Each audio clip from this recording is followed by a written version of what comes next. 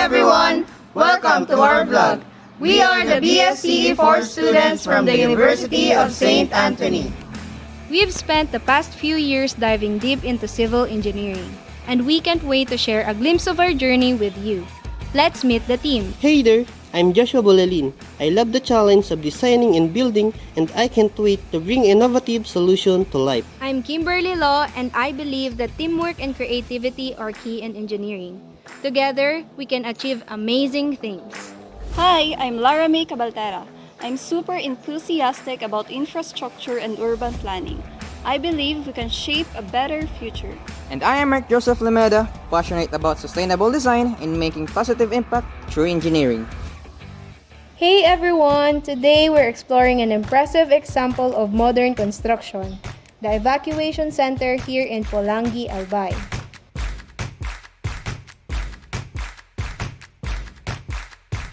We're diving into the fascinating world of steel and how it shapes our homes and communities.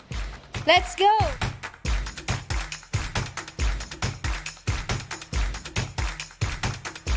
This building is a fantastic example of how steel can be both functional and visually striking. But we're not just here to admire the building. We're going to break down what makes steel such an incredible material for construction. Absolutely. So let's kick things off by talking about the foundation of this structure. Steel is known for the strength and the durability, which is crucial for any building. And we're going to explore the different components of the steel structure. So stick around to see how each part contributes to the overall integrity of the building. First up, let's talk about the steel framework. This is basically the skeleton of the building. It supports everything else and allows for larger open spaces inside.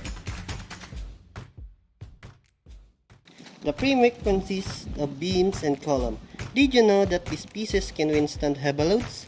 That's what makes them ideal for high-rise buildings.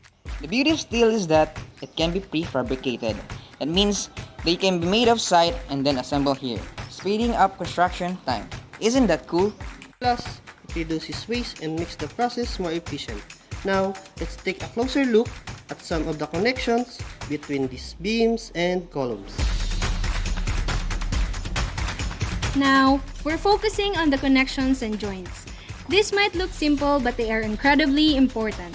They help transfer loads and ensure stability. Connections are vital for ensuring the load distribution and overall stability of a steel structure, with different types used depending on the specific structural requirements and design considerations. Right! Different types of connections like welds and bolts are used depending on the design and load requirements. It's all about keeping everything securely in place.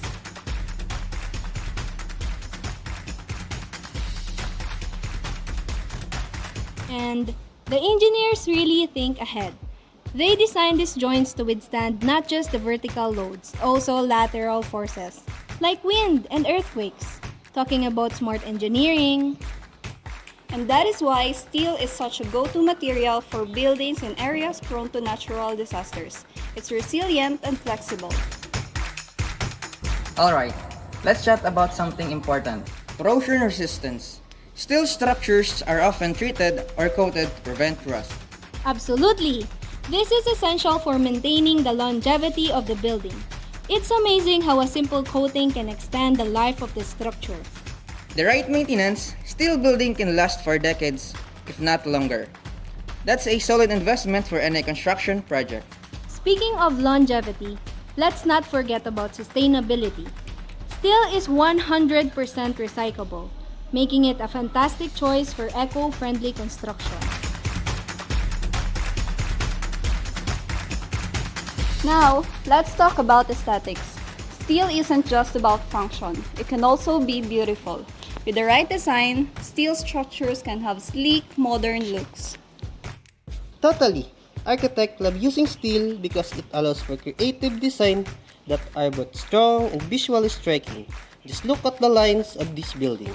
And the flexibility in design means they can incorporate large windows which bring in natural light.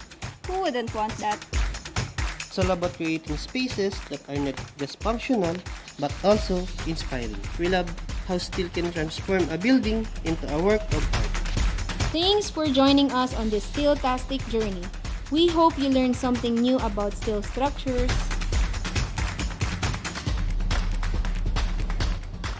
So, now that we've explored the steel building, are you ready for the next part? How about you guys? Are you all ready? Yes, we are. Definitely. Yes. We're heading over to check out an incredible steel bridge. This is where we'll really delve into how steel functions in different structures. You won't want to miss it.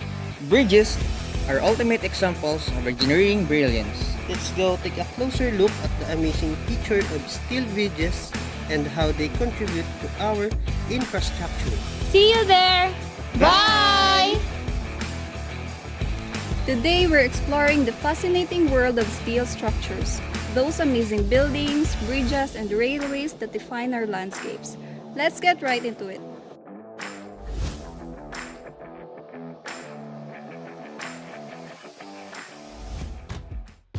Did you know that steel effectively handles both tension and compression forces, which is essential for structures like bridges and skyscrapers? Did you know that the oldest structures in the world is Eiffel Tower? It completed in 1889 and one of the most iconic structures in the world. Steel has transformed the way we build. Its incredible strength-to-weight ratio allows architects to create bold designs and engineers to construct safer, more resilient structures. Lifespan of steel structures. With the proper maintenance, steel structures can last over 100 years, emphasizing the importance of regular inspection and upkeep.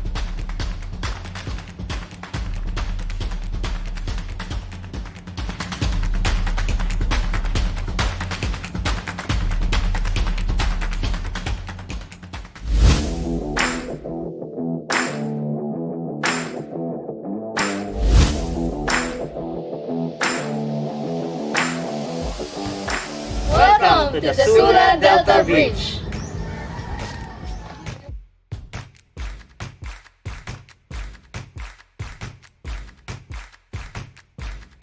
Did you know that it can support the weight of thousands of cars and withstand extreme weather? That's the power of steel. It allows for longer spans and innovative designs that weren't possible with older materials. The primary components of a steel bridge include girders, trusses, and the deck. Girders are the main horizontal supports, while trusses can be seen as a series of interconnected triangles, providing additional strength and stability. The deck is where vehicles and pedestrians travel. It's supported by the girders and trusses, ensuring that the bridge can handle heavy loads and traffic. Components are a bit different but equally important on steel bridges. Absolutely, MJ. The history of Sula Bridge goes way back to the 1950s. It was originally envisioned by former Senator Tecla San Andres Ziga, but it wasn't until the 1980s that the project really picked up the momentum. That's right, Lara. Representative Edsel Lagman took over the construction of the bridge to connect Cagraray Island to the Albay mainland. After years of planning, the 150 million Sula Delta Bridge finally opened, thanks in part to Lagman's support to the former President Arroyo's infrastructure program. And it's not just about getting from one place to another.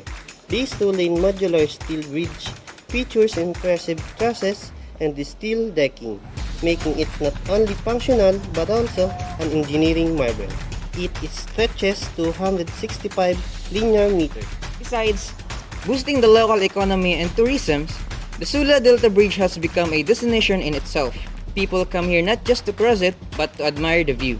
Definitely, and for those who love taking photos, the scenery here is breathtaking. The bridge offers panoramic views of the surrounding landscape, perfect for your social media posts. And speaking of attractions, you can also explore the nearby beaches and also the local eateries once you cross the bridge.